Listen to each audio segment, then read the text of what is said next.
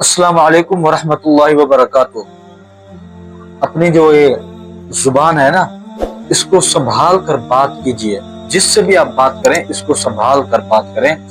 کیونکہ حدیث شریف میں ہے، رسول اللہ صلی اللہ علیہ وسلم نے فرمایا، یہ صحیح بخاری شریف کی حدیث ہے، جو سب سے معتبر کتاب ہے صحیح بخاری شریف، اس کے اندر یہ حدیث ہے۔ رسول اللہ صلی اللہ علیہ وسلم نے فرمایا کہ بندہ ایک بات اپنی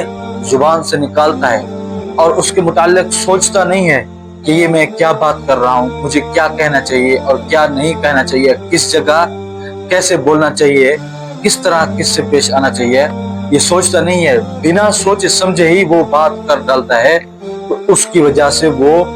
جہنم کے گڑھے میں اتنا دور گر پڑتا ہے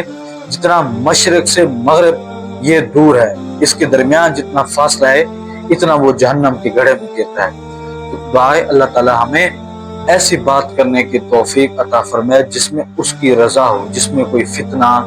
یا ایسے کوئی گناہ والی بات نہ ہو۔